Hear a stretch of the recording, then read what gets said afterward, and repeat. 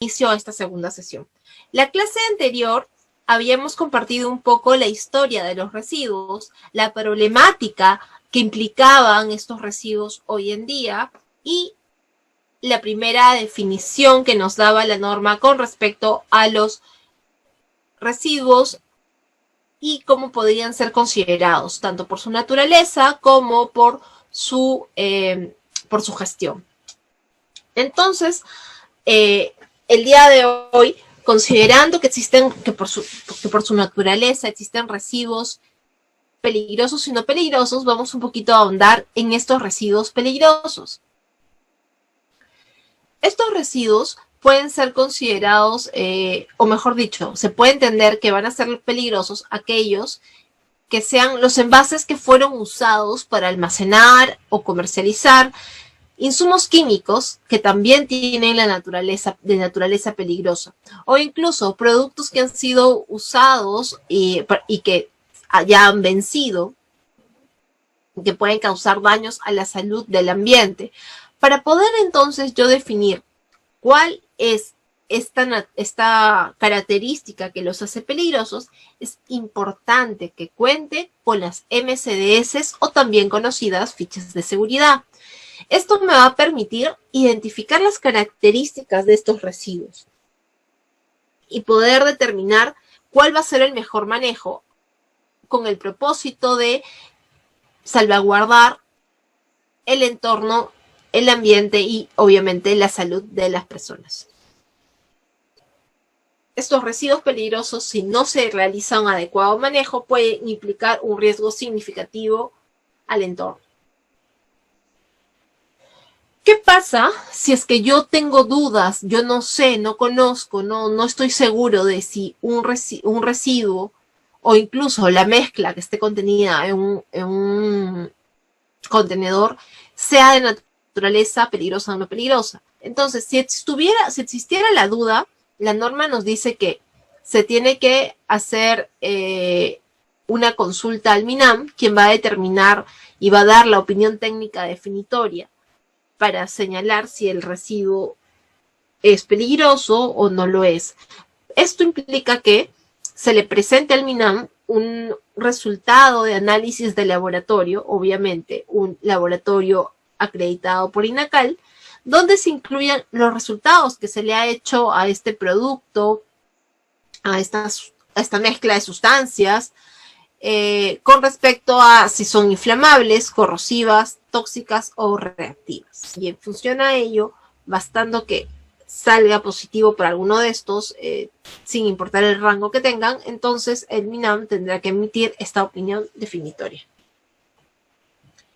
Algunas de estas características, por ejemplo, tenemos a la corrosividad. Puede dañar tejidos o incluso el metal. Ejemplo de ellos son las pilas, que en el tiempo pueden generar algunos ácidos que van a tener esta capacidad de dañar incluso el metal, y estos residuos están de la mano con el tema del pH, si son muy ácidos o de repente son muy básicos.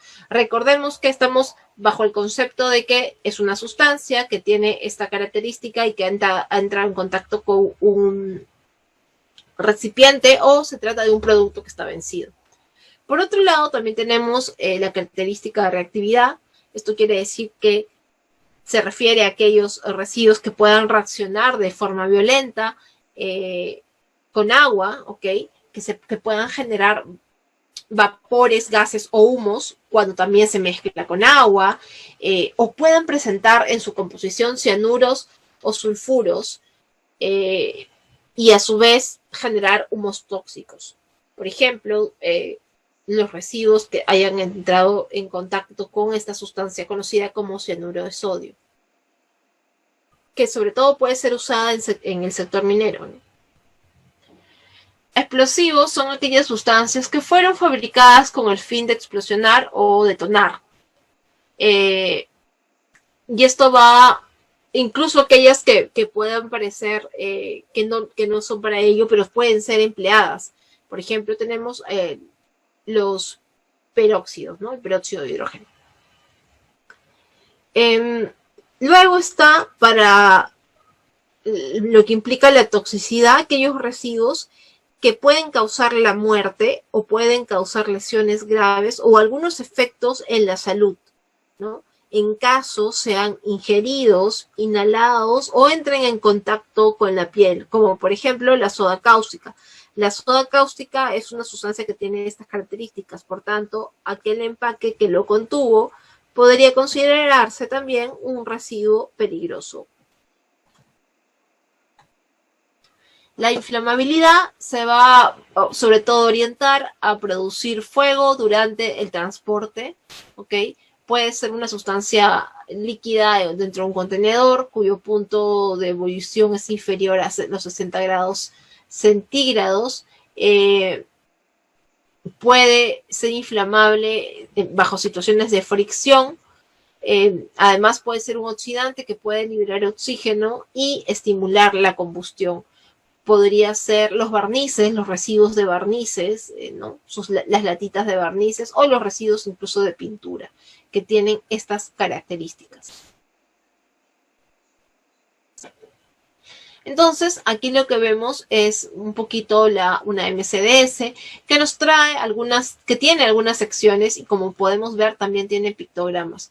Es este documento el que nos va a permitir identificar las características, comunicarlas. Si es que tenemos que hacer, por ejemplo, un transporte de residuos, es importante que el operador sepa qué tipo de residuos está llevando y conozca o se le haga entrega de estas MCDS, y así conocer los peligros asociados y cómo poder atenderlos. Se espera que una adecuada ficha de seguridad o una correcta MCDS tenga información suficiente. Con respecto a la identificación, donde señala, además de la compañía a la que pueda provenir, es identificar peligros de su manipulación o de su liberación al ambiente. La sección 3 es la composición, información sobre los ingredientes. La información dentro del ítem de emergencias tiene que ver con todo el tema de, primero, de seguridad o salud del trabajador, primeros auxilios, qué pasa en caso de incendio y en caso de vertido accidental, cómo proceder. Luego tenemos el tema de manejo y precauciones orientado a los controles y las propiedades que pueda tener esta sustancia. Y luego toda otra información complementaria que va de la mano con la toxicología y las consideraciones de disposición que a nosotros nos vendría bien conocer para poder ver qué es lo que el fabricante está recomendando de acuerdo a la composición de este producto.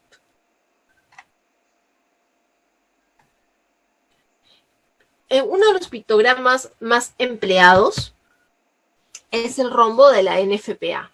Este rombo de la NFPA, código 704, lo que hace es entregarnos una información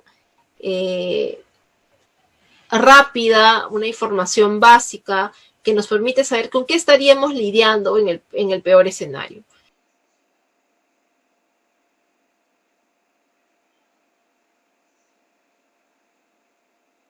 Entonces, en este rombo se identifican las condiciones, por ejemplo, de reactividad en el color amarillo, donde se consigna un número y cada uno de estos números, pues, implica un rango de peligrosidad, ¿no? Si vemos 4 en el rombo amarillo, significa que es una sustancia o un residuo con alta capacidad de explosión.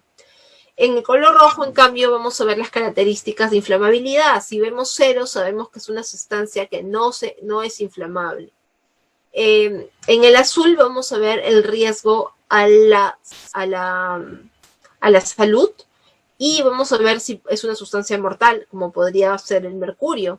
Los residuos de mercurio sí pueden ser totalmente peligrosos e incluso mortales. O mejor dicho, el cianuro, ¿no? El cianuro.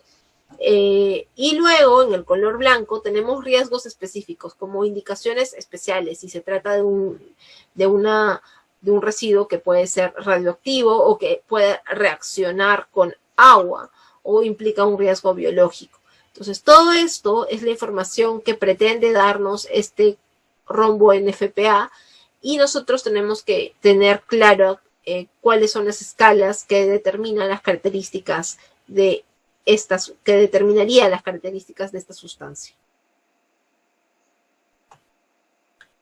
La gestión de residuos. Cuando hablemos de esta gestión de residuos, es importante que entendamos que no es lo mismo que el manejo de residuos. El manejo de residuos es algo mucho más puntual. La gestión de residuos implica una actividad técnico-administrativa que nos invita, que está orientada sobre todo a la planificación, a la coordinación que pueda llevar a cabo el Estado o una entidad, sea esta privada o pública, diseñar y aplicar políticas internas o públicas, planes y programas para lo que es el manejo de residuos. Por tanto, esta actividad técnico-administrativa va a tener como meta principal el prevenir, evitar o minimizar la generación de residuos. Y para poder lograrlo va a tener en cuenta el análisis del ciclo de los procesos, ¿ok? O va a analizar los procesos que están generando residuos, el análisis de ciclo de vida, para poder proponer o establecer aquellas áreas que serían las más sensibles o los mayores generadores que impliquen realmente un cambio luego de que se haya implementado en estos alguna medida. Mientras por su lado, el manejo va a ser una actividad más técnico-operativa, ¿ok? Ya no es técnico-administrativa, es técnico-operativa. Yo recibo el residuo y tengo que manejarlo de la mejor forma. Esto implica que lo manipule con cuidado, ¿ok? Que lo manipule para no cortarme, para no generar más residuos, para no generar algún accidente, que lo acondicione, que lo transporte con una empresa operadora, que le haga un tratamiento y asegure que su disposición final es correcta y adecuada. Por tanto, esta idea de manejo de residuos implica que yo ya estoy recibiendo un residuo generado. Yo no estoy en la situación de gestión donde de repente yo puedo hacer que este residuo no llegue o se reduzca el 50%, si no estaría dentro de la definición de gestión. Luego tengo, dentro de lo que es el manejo de residuos, es pensar qué es lo que se va a hacer con este residuo en adelante. Y de esta forma evitamos que se disponga, por ejemplo, en un botadero y pueda generar impactos a la salud y al ambiente. Entonces, tengo que la gestión de residuos,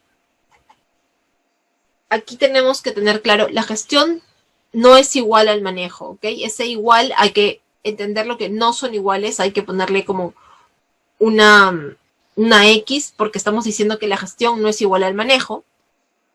Estamos diciendo que bajo esta visión de que tenemos recursos naturales que son extraídos, que son procesados, empacados, distribuidos para llegar al consumidor, este proceso entre que se consume y yo estoy haciendo uso y ya lo tengo en la mano, el manejo estaría orientado a garantizar que esta disposición sea lo más adecuada posible. Mientras que la gestión está viendo qué más se puede hacer con este residuo o en qué etapas yo puedo generar una minimización de los residuos, una minimización o evitar el que estos se generen.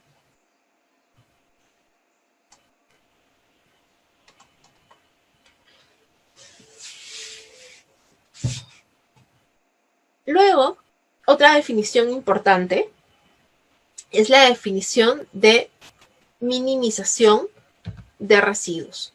Esta definición de minimización de residuos implica que se busque el disminuir su cantidad, sea esto en peso, o reducir su volumen. Y de igual forma, reducir las características de peligrosidad. Cuando yo también reduzco las características de peligrosidad de un residuo, también estoy aplicando o estoy haciendo minimización.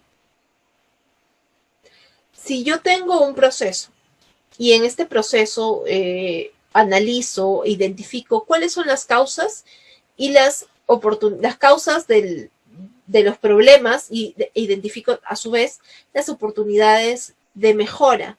Entonces, yo tengo la generación de residuos a consecuencia de este proceso, pero si yo hago esta identificación, voy a poder establecer algunas medidas de minimización que van a garantizar que ya no siga teniendo la misma cantidad de toneladas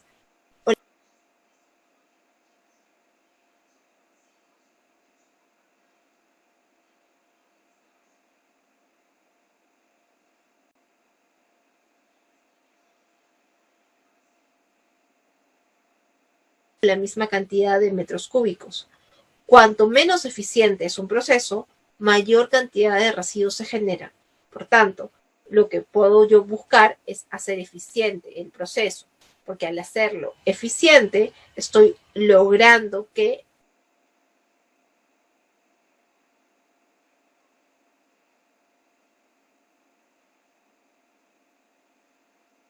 se genere una menor cantidad de residuos.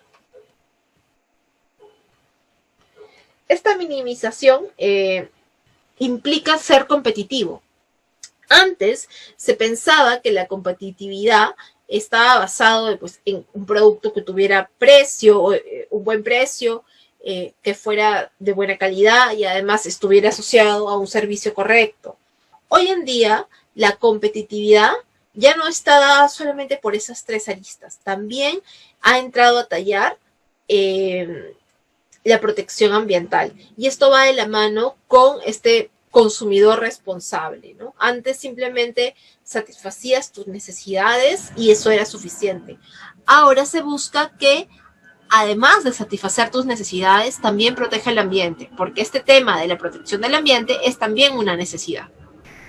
Lo que implica que hayan tecnologías limpias, consumidores responsables, hay una legislación ambiental que en nuestro caso a nivel país también incentiva la minimización de residuos y autoridades competentes que van a estar pues verificando que se cumpla lo que señala nuestra norma. ¿Cuáles son las causas típicas de la generación de residuos? Si estamos en esta idea de que un proceso genera residuos, yo estoy haciendo un análisis, una identificación de los potenciales problemas que vendrían a ser, o mejor dicho, las causas, cuáles son estos cuellos de botella que están generando la problemática de residuos. Y voy a encontrar algunas causas, como podrían ser rápidamente el inadecuado manejo de materiales e inventario. Por ejemplo, si tengo un proveedor de materias primas y este proveedor pues me falla mucho y últimamente las materias primas no son las mejores.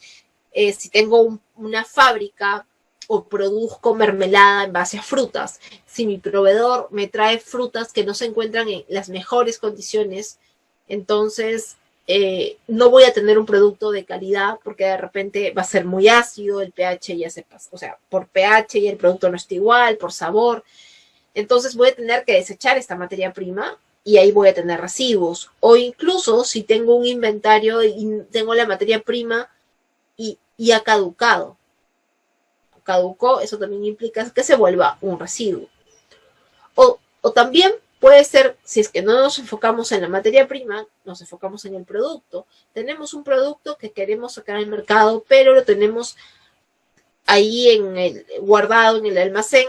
Si es que no nos fijamos en las fechas de vencimiento, puede hacerse o puede ocurrir que este producto no termine saliendo, sino que se termine desechando, porque más dinero me va a costar sacarlo a la venta que se venza, porque su probabilidad de que se venza en este proceso es alto, y luego tener que retirarlo. Entonces, eso podría ocurrir.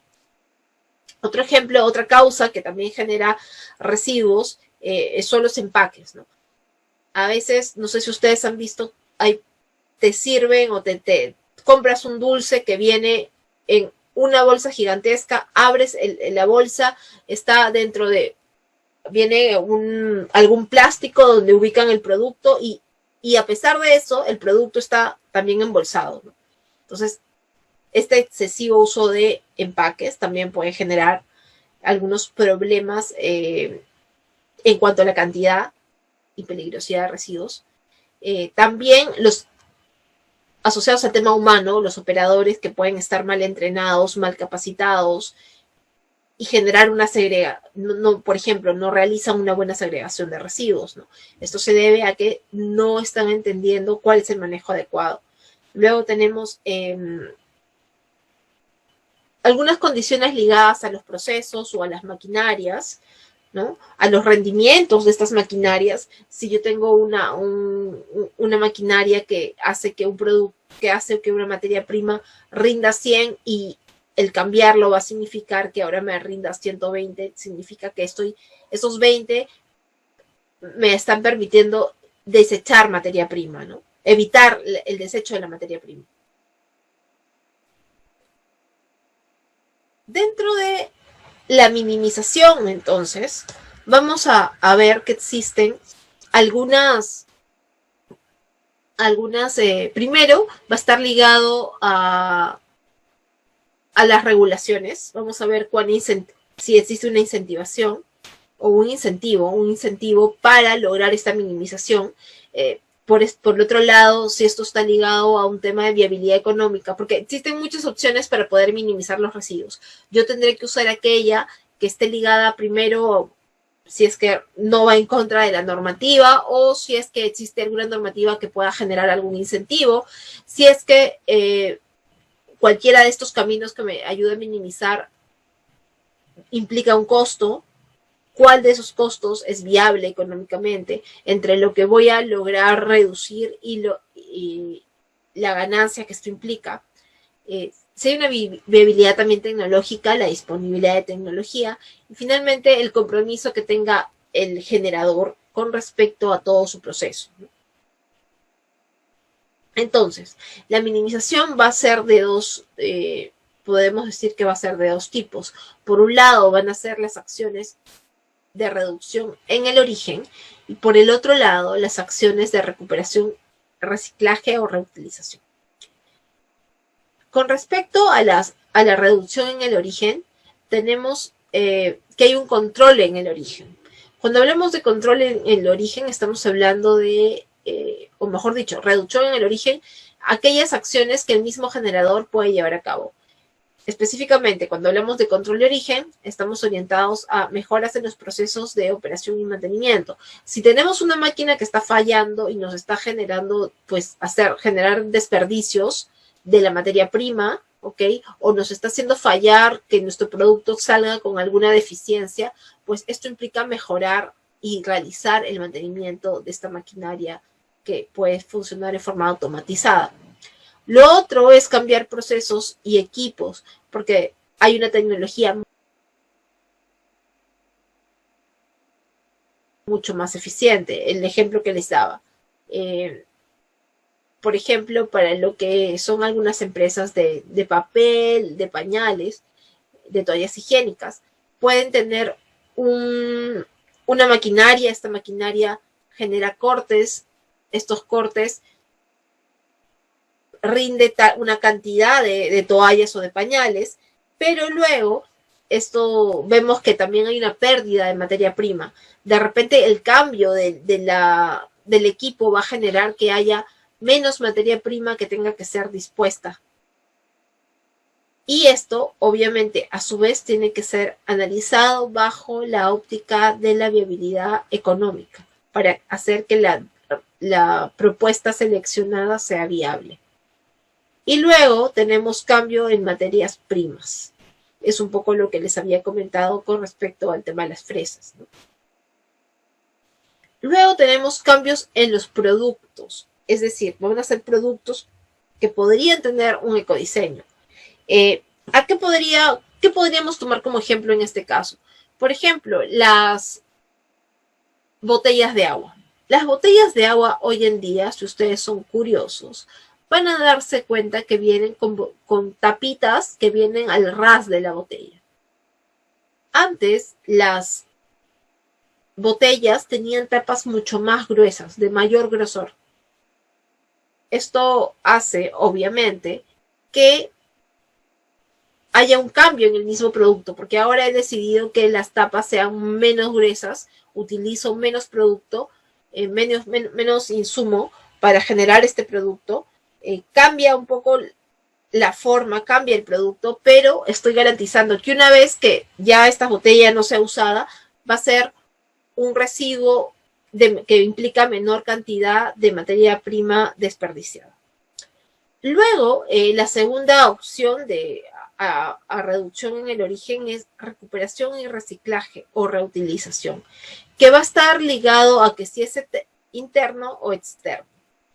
¿A qué me refiero con interno o externo? Me refiero si es que la misma empresa le va a dar algún lineamiento que permita recuperar, o mejor dicho, reciclar algún residuo. Tengo pallets de madera, estos pallets ya no los voy a utilizar como pallets, podría desarmarlos y utilizarlos como insumo para hacer una cerca. Esto sería un reciclaje, una reutilización interna. Pero si es que necesito contratar de repente a un tercero o enviar el residuo a este tercero, entonces hay una recuperación, pero que es fuera de la instalación o de las capacidades que tiene el propio generador. Y nuevamente, una vez más, todas estas opciones son las que yo puedo analizar y puedo decidir de acuerdo a la norma, a cuán viables son económicamente, cuán viables son tecnológicamente, y si hay una gran cantidad de cambio de compromisos, y si estos compromisos, bueno, son a favor o si son en contra. La idea, bajo este supuesto, es que esto genere beneficios al propio generador. Dentro de las técnicas de minimización,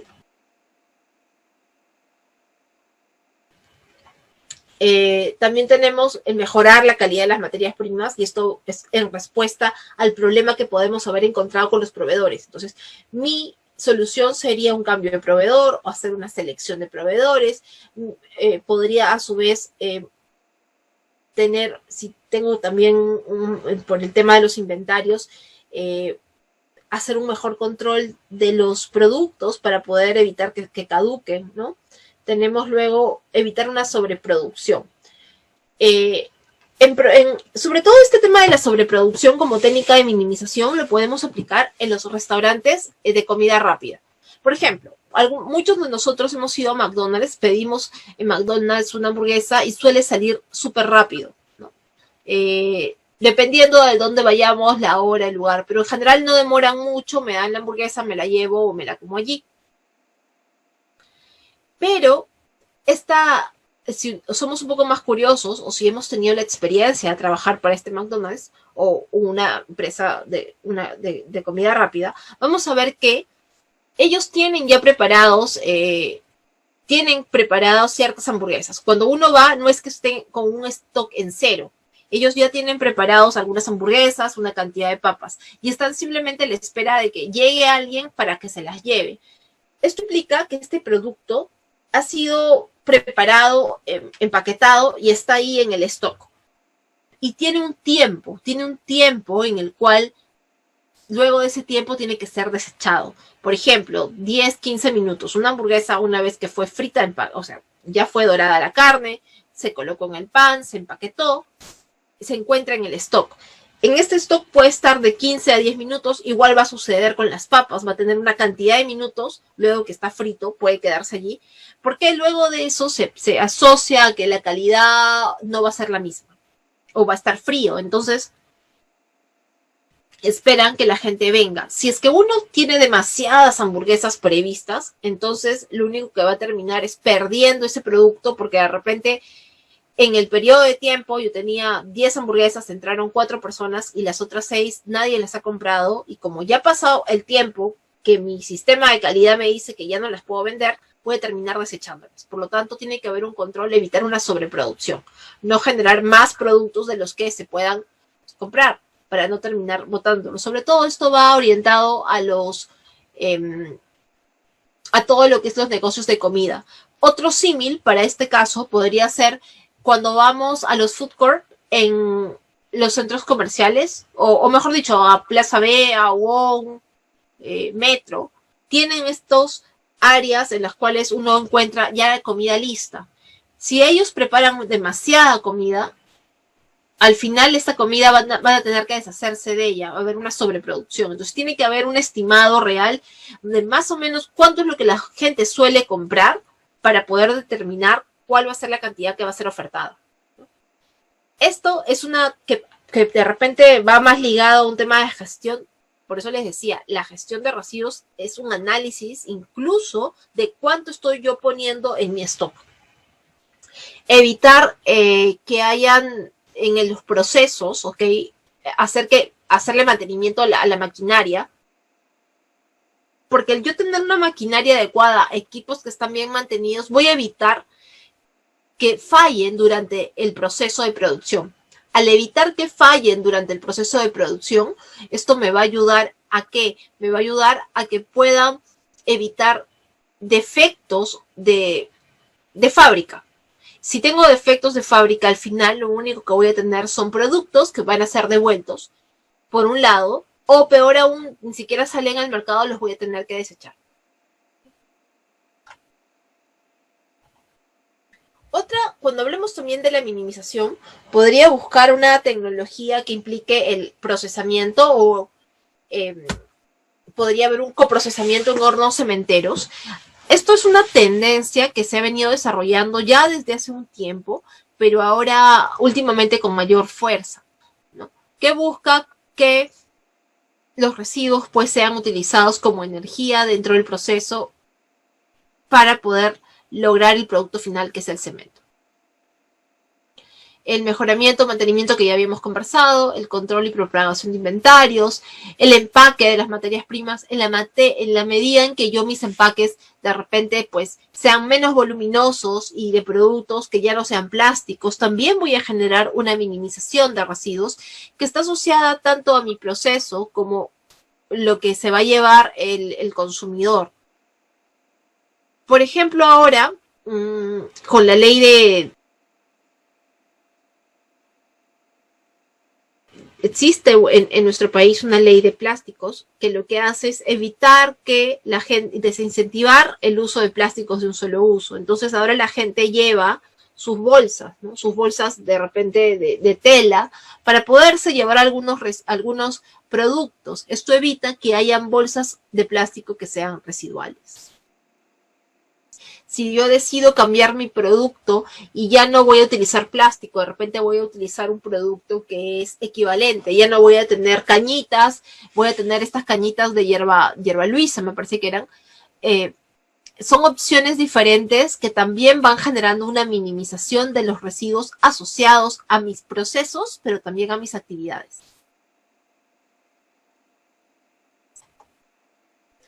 La misma segregación, habíamos dicho que si un residuo no peligroso se junta con un peligroso, automáticamente todo ese lote pues va a ser considerado un residuo peligroso.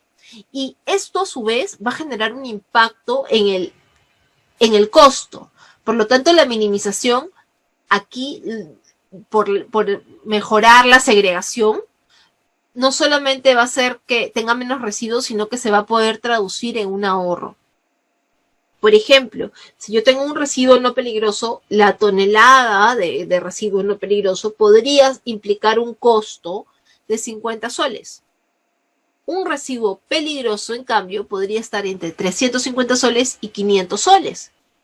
Es así, bueno, eso va a depender, pero pongámosle ese ejemplo porque no van por ahí.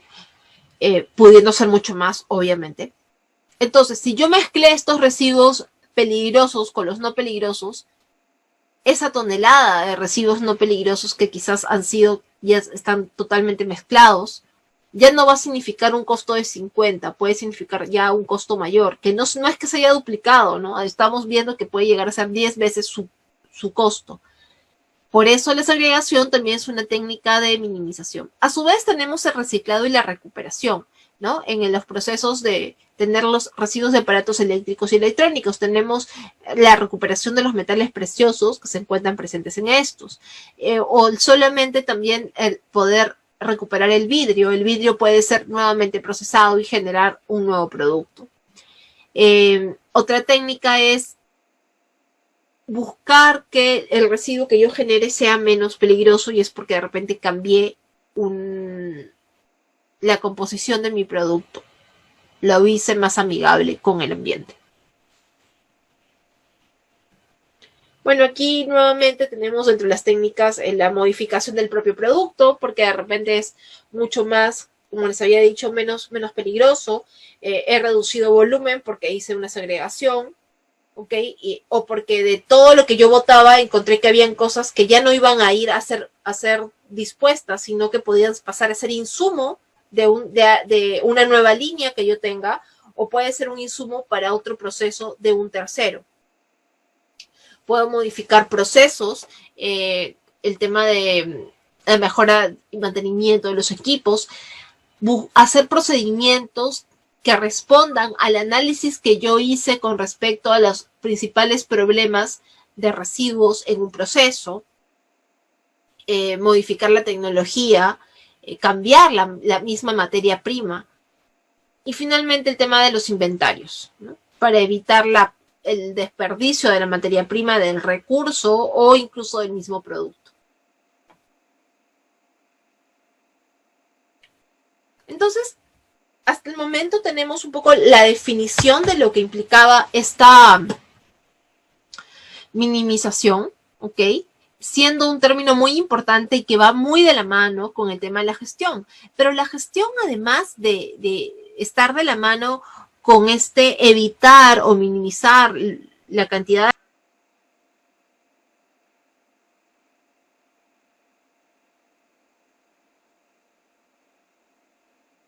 de residuos, porque tiene este enfoque de los procesos, también va a valerse de la valorización. ¿Y a qué me refiero con valorización?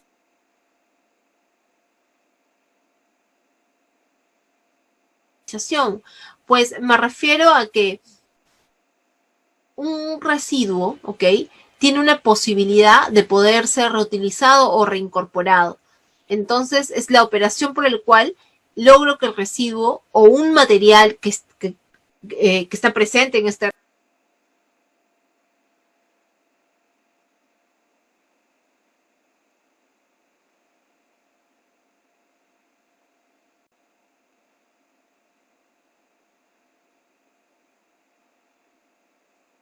residuo pueda ser nuevamente aprovechado, pueda ser utilizado como un insumo, pueda sustituir a un recurso natural, pueda entrar nuevamente al ciclo, al proceso. Por lo tanto, existe una valorización que puede ser material o desde el punto de vista energético. Material es porque el residuo ya no es un residuo o termina siendo un insumo del proceso, y valorización energética implica que el residuo pues va a generar energía.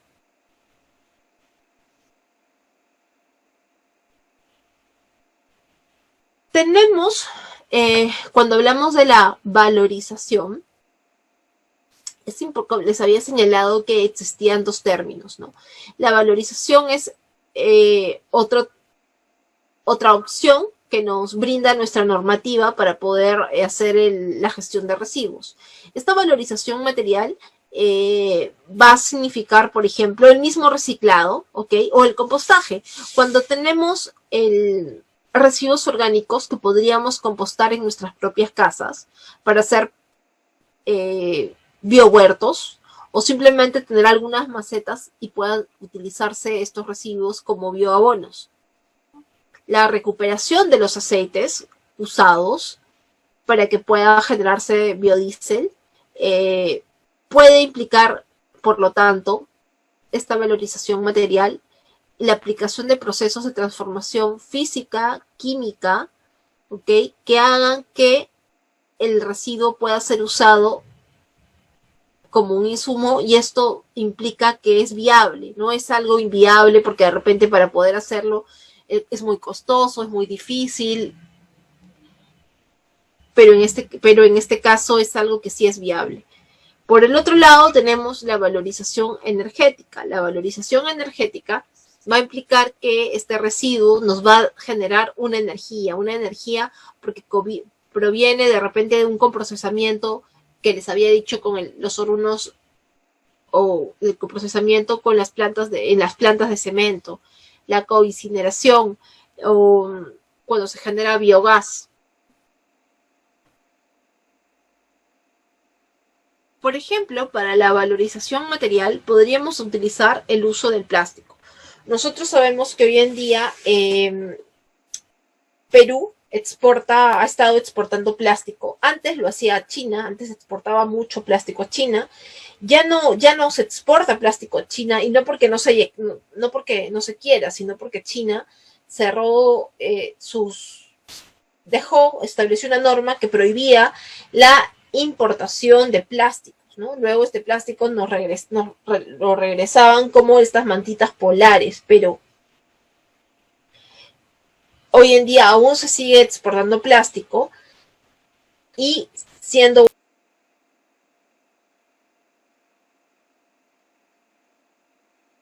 uno de los principales lugares donde se envía en Singapur.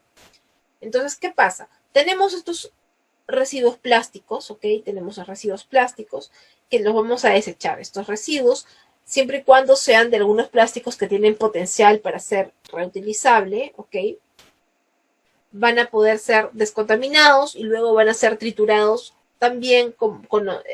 Se entiende que son convertidos en pellets, son pelletizados, pasan por un proceso de lavado, de secado, y finalmente hay un proceso de fundición en el cual se genera un insumo para que nuevamente pase a ser procesado y genera un nuevo producto. Este nuevo producto también va a entrar a la venta y va a pasar todo un proceso, va a tener una vida útil.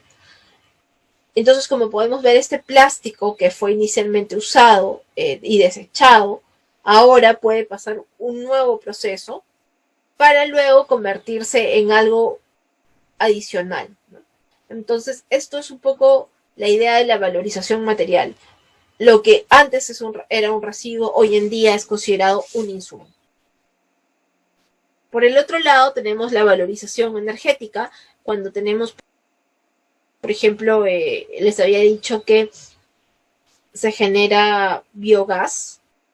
Este biogás puede ser empleado se genera porque los residuos, que pueden ser en su naturaleza, en su mayoría orgánicos, van a descomponerse, van a generar este metano. Este metano puede tener capacidad para la quema de va a generar una energía.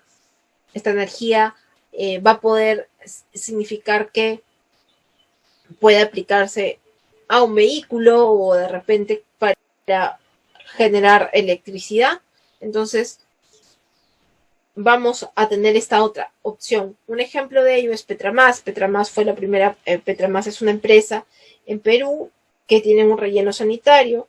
Este relleno sanitario fue certificado como la primera planta de generación de biogás en base a residuos sólidos en Sudamérica. Eso fue obviamente en su momento. Y bueno, generaba esta energía. ¿Cuál fue el problema para el caso de Petromás? Es que generaba energía, pero los vecinos que podían estar más cercanos, les salía mucho más barato comprar la energía del sistema, del sistema normal, que Petromás les brinde la energía, ¿no? Por eso es importante hacer los análisis, no solamente las ideas, sino ver si esta idea va a ser sostenible, va a ser viable desde el punto de vista económico, técnico y no solamente ambiental. O la generación de combustible líquido a partir de plástico, ¿no? Entonces tenemos este combustible líquido asociado al que va a ser insumo para procesos. Vamos a ver que también puede generarse, pero a través de los plásticos que han sido usados y convertidos.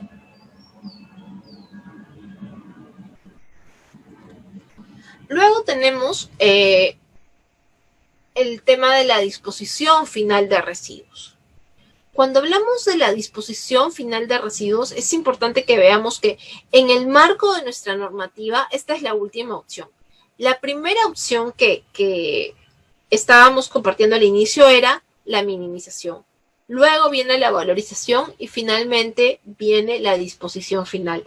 Esto es un poco la jerarquía de las medidas en el tema de residuos, ¿no? Hay que tener en cuenta, siempre se tiene que buscar minimizar. Este es nuestro máximo objetivo. Si es que no se puede minimizar, tenemos que buscar valorizar, sea la valorización energética o sea la valorización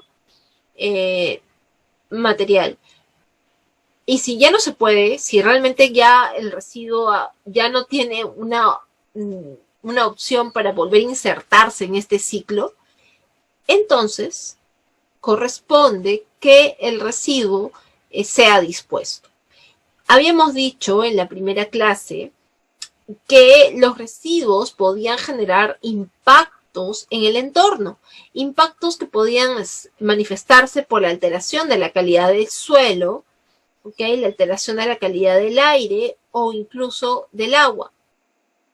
Por lo tanto, el que evitemos que los residuos vayan a un botadero nos va a ayudar a disminuir este riesgo. ¿A dónde deberían ir? De acuerdo a la normativa, nos dicen que para garantizar que el residuo sea adecuadamente dispuesto, tiene que ir a infraestructura autorizada para ello. Siendo esta disposición final el último proceso de manejo, por eso les decía, una vez que hemos agotado todas las opciones, minimización, valorización, es el último proceso de manejo en forma permanente, sanitaria y ambientalmente segura. Porque una vez que yo los disponga, los residuos en ese lugar, pues se van a quedar ahí en forma permanente. Estos residuos deben ser aislados o confinados en estas infraestructuras de acuerdo a sus características. Vamos a ver que la disposición final de residuos se va a hacer en diversos tipos de estructuras y esto va a depender de las características que tengan. Por lo tanto, se va a seguir separando los residuos peligrosos de los no peligrosos. Estas instalaciones que garantizan una adecuada disposición final son conocidas como relleno sanitario. Hablamos de relleno sanitario cuando son las infraestructuras que van a recibir los residuos no peligrosos. Por lo tanto, entendemos que van a ser los residuos municipales que van a tener en su mayoría estas características. Este relleno sanitario es una instalación que está destinada a poder disponer adecuadamente los residuos bajo tierra. La idea es que los residuos sean compactados, coberturados y siempre haciendo un control de cómo se va realizando esto.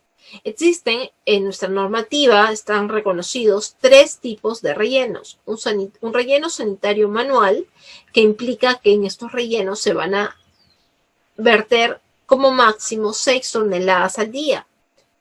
Esto va a aplicar mucho en zonas rurales y poco pobladas, mientras que los rellenos semimecanizados van entre 6 a 50 toneladas día y finalmente los rellenos mecanizados van a ser más de 50 toneladas día. Otra diferencia entre el relleno sanitario y mecanizado, por ejemplo, va a estar dada porque el relleno sanitario manual va a lograr o va a buscar hacer la compactación de residuos de forma manual, con equipos manuales, mientras que el relleno sanitario mecanizado va a aplicar maquinaria. También vemos entonces que estos rellenos sanitarios van a disponer los residuos y van a utilizar para eso algunos métodos. Vamos a hacer ahora como que un pequeño resumen, pero sí es importante mencionar que si ustedes tuvieran mayor interés para conocer cómo se realizan estos métodos de disposición, pueden consultar las guías en el MINAN con respecto a cómo se lleva a cabo esta disposición en rellenos sanitarios. El primer método es el método de trinchera. Este método implica que hay una excavación en el suelo, el suelo va a ser excavado, por lo tanto voy a sacar un material, que ese mismo material luego me va a servir para que yo pueda cubrir los residuos poco a poco. No es que yo saque los residuos, habrá hecho todo y recién lo cubro.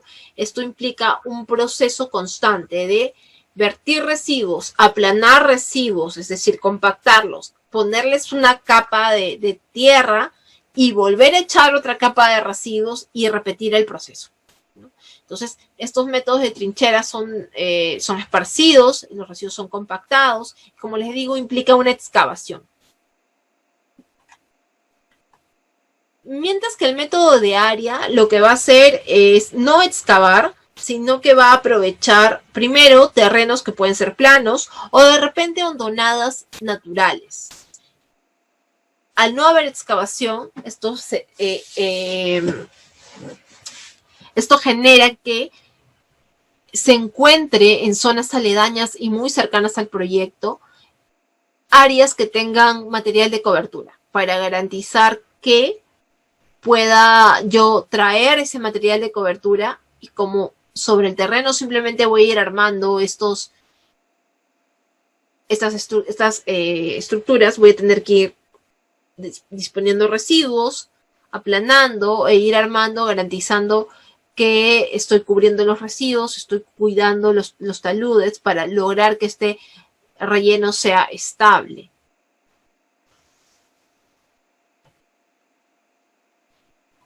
Finalmente tenemos la opción del método combinado. Este método combinado implica que yo dispongo los residuos. Primero utilicé todo el método de trinchera, es decir, primero excavé, llevé los residuos, ya lo apliqué y ahora para evitar utilizar más área, porque precisamente recuerden que hay un problema para el problema de ocupación de áreas que habíamos visto en la primera sesión. Para evitar eso, lo que hago ahora es, sobre este mismo terreno donde yo he tenido la hondonada y donde he depositado los residuos, pues sigo acumulando los residuos, pero ahora aplicando el método de área. Y de esta forma hago una combinación de métodos. Es importante indicar que este relleno sanitario va a estar de la mano con un proceso de certificación ambiental, porque no es que yo simplemente tenga el expediente, lo haga y ya está. Significa que he estudiado la zona, he determinado si la zona tiene las características necesarias, tengo una ingeniería desarrollada que garantiza y que me dice cuánto tiempo aproximado tengo para llevar a cabo esta operación. Esto va a estar en función a el área, la altura que he definido, la profundidad, si es que estoy utilizando el método de trinchera, y la altura por encima de la superficie del terreno, si aplico el método de área o incluso si son combinados. Tengo que ver de contar con un sistema de captación de los lixiviados, ¿ok? Recuerden que estamos hablando como es residuos no peligrosos que pueden ser en su mayoría domésticos.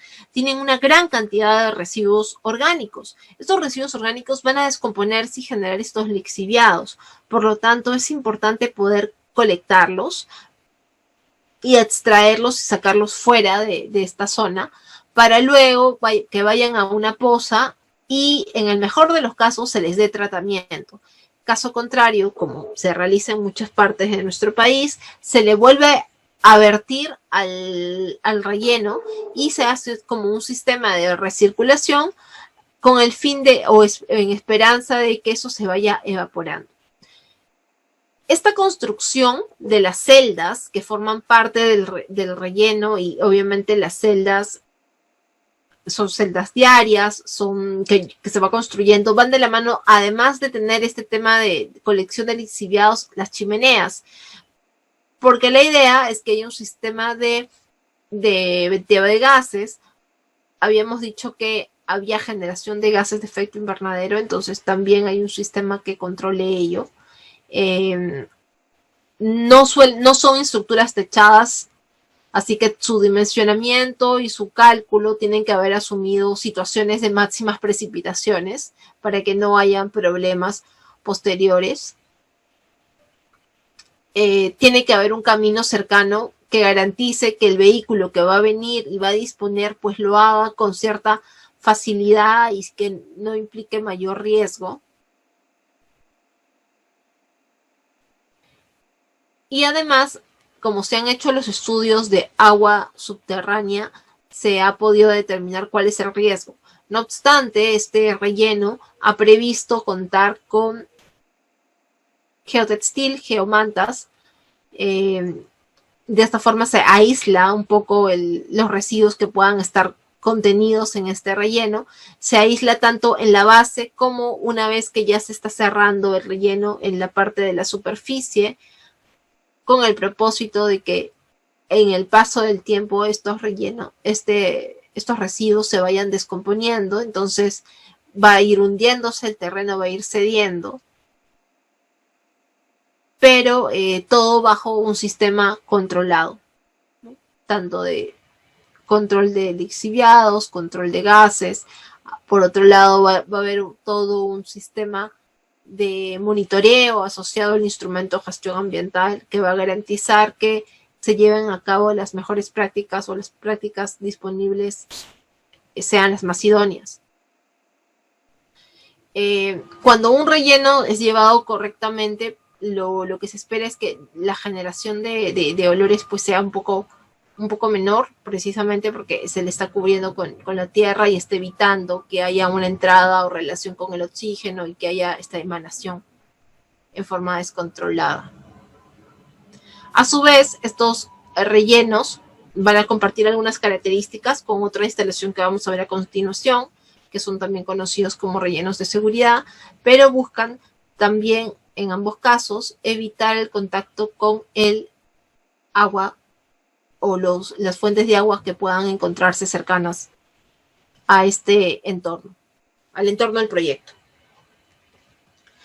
Les decía que existía otro tipo de infraestructura. Esta infraestructura es conocida como relleno de seguridad y está más orientada a residuos no municipales que sean de naturaleza peligrosa. Por lo tanto, los rellenos sanitarios aplican a residuos no peligrosos de naturaleza municipal en su mayoría. También podría recibirse residuos no municipales, pero que sean no peligrosos. Mientras que estos rellenos de seguridad van a estar orientados a los residuos peligrosos y van a compartir, por tanto, muchas características con el relleno sanitario, porque al final su fin es el mismo. De acuerdo a la norma, su diseño es muy similar y también deben de estar cubiertos, deben tener un sistema de recolección de lixiviados, un sistema de cubierta. En ambos casos no se puede hacer construcción de viviendas encima una vez que estos rellenos hayan sido cerrados. Y además, una diferencia que puede haber con el relleno de seguridad corresponde al grosor de la geomembrana que se emplea para poder impermeabilizar la base. Para lo que son los rellenos sanitarios, ¿ok? La norma dice 1.2 milímetros de espesor de geomembrana como mínimo, mientras que los rellenos de seguridad, en cambio, tienen 2 milímetros de espesor de geomembrana como mínimo.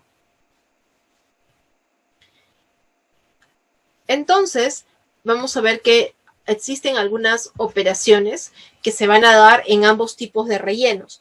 En ambos casos van a haber sistemas que permitan el control y el pesaje de los residuos para poder determinar la cantidad que están que están recibiendo, porque esta cantidad está ligada a controlar la capacidad y la vida útil de estas infraestructuras. En el caso de relleno sanitario siempre va a haber una nivelación y compactación para lograr construir estas celdas. En el caso del relleno de seguridad, esto va a depender de la técnica que se decida aplicar. Por lo tanto, no necesariamente va a haber cobertura diaria. Como les digo, esto también va a estar de la mano con la técnica que se aplique. El relleno sanitario sí va a tener esta compactación diaria y va a tener una cobertura final, ¿no? Con material de un espesor no menor a 0,5 metros, o sea, 50 centímetros. Adicionalmente, va a estar asociado a monitoreos ambientales, monitoreo, por ejemplo, del agua subterránea que pueda encontrarse aguas abajo de la ubicación de este relleno. Puede haber monitoreos de calidad de aire, podría haber monitoreos de ruido, porque también va a haber todo un trabajo de entrada y salida, pues de vehículos que lleguen hasta esta instalación. Por su parte, el relleno de seguridad principalmente va a haber un tema de tratamiento de residuos previo al confinamiento, de acuerdo a la técnica que se aplique para esta disposición. También suele proponerse que existen chimeneas o drenes de lixiviados. Obviamente, de repente, si bien la norma lo ha establecido, podrían, de acuerdo a las técnicas de disposición, podrían omitirse previa aprobación en la certificación ambiental del proyecto de relleno de seguridad. Otra cosa importante es que los rellenos de seguridad suelen ser de propiedad privada, mientras que, mejor dicho, los rellenos de seguridad son de propiedad privada, mientras que los rellenos sanitarios en algunos casos pueden ser privados, pero también pueden ser gestionados por las mismas municipalidades.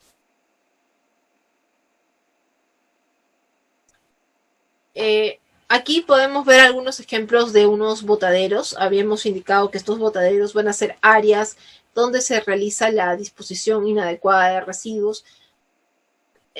Cuando hablemos de ellos, en la normativa se hace referencia a este tipo de zonas cuando se habla de áreas degradadas por residuos. ¿Cuáles son estas diferencias entre los botaderos y los rellenos? Habíamos dicho que existían dos tipos de rellenos, pero vamos a hablar forma indistinta de rellenos en general, ¿ok? Versus los basurales o los botaderos, también conocidos como áreas degradadas. Tenemos primero que en los rellenos sanitarios hemos dicho que es importante la cobertura, mientras que en los botaderos no. ¿Por qué? Nadie se preocupa de hacer la cobertura. Tampoco nadie se preocupa de hacer compactación, a diferencia de relleno sanitario, donde sí hay un control de la compactación. ¿Por qué es tan importante la compactación? Bueno, es tan importante porque esto garantiza que se trabaje con la máxima capacidad del relleno, ¿no? Si no se hace una buena compactación, se va a terminar utilizando más espacio del que se requiere realmente.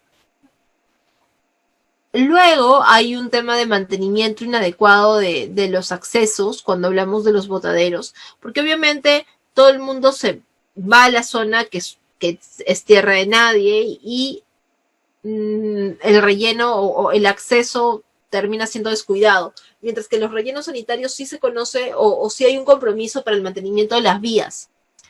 Los botaderos no tienen un principio y un fin, no tienen una delimitación. Un relleno sanitario está circunscrito a un área y hay un control de ingreso, precisamente porque se tiene que saber de dónde vienen los residuos, quién los está enviando, qué tipos de residuos son y en qué cantidad. Con respecto al ingreso de residuos, en los botaderos no hay ningún control. Obviamente en los rellenos sanitarios sí lo hay. Con respecto a los registros, en los rellenos sanitarios, si existe un control de entrada de residuos, entonces también existe un control que nos dice cuál es el volumen y de qué actividades provienen. mientras que en los botaderos no existe ningún registro porque ni siquiera se sabe cuándo se comenzaron a utilizar. En los botaderos puede haber un sistema de recolección informal, pueden estar los recicladores informales, que además de ser informales, por un lado pueden no estar capacitados, pueden haber sido olvidados, están expuestos a la contaminación, mientras que en los rellenos sanitarios no se promociona la existencia de estos recolectores o segregadores. En cuanto a la clausura de estos botaderos, una vez que se cierra o se prohíbe su uso, no hay un plan que se pueda ejecutar al momento, ¿no? Mientras que en el caso de los rellenos sanitarios, una vez que ya alguien decidió, o mejor se ha decidido su cierre, existen compromisos asociados al postcierre y al cierre. Por ejemplo, compromisos de monitoreo para hacerle seguimiento y evitar que esto, que se pueda evitar precisamente que no,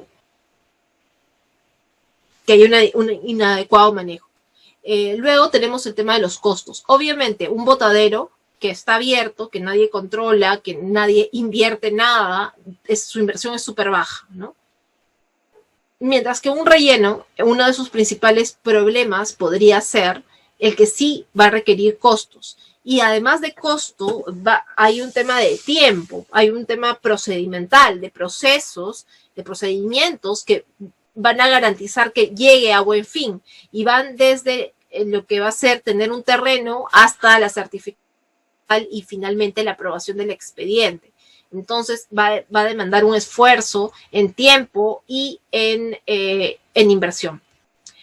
Y en cuanto a los impactos, bueno, como dijimos en diferentes momentos de la exposición de hoy y de la exposición pasada, hay un impacto sobre la salud de las personas y el ambiente en estos botaderos. Solamente por la presencia de los segregadores informales ya hay una afectación a ellos mismos, por un lado, como si se vierten en estas zonas que pueden estar cercanas, por ejemplo, a un río, ¿no? Mientras que en ese otro caso de los rellenos había un control, les había dicho que había una captación de los lixiviados, había un sistema de recirculación, en el mejor de los casos se plantearía un tratamiento, aunque a la fecha en nuestro país no existe ningún relleno que tenga un sistema de tratamiento, lo que aplicamos es recirculación. Y esto va a generar entonces menores riesgos a la salud y al impacto en el entorno. Dicho esto, por el día de hoy estaríamos cerrando la segunda sesión que nos dice un poco cuál ha sido la jerarquía establecida por la Ley de Gestión Integral de Residuos Sólidos, el Decreto Legislativo 1278, y algunas definiciones que nos van a ayudar a comprender en el marco de esta jerarquía de minimización, valorización y disposición, lo que nos va a ayudar a comprender las siguientes sesiones. Muchas gracias.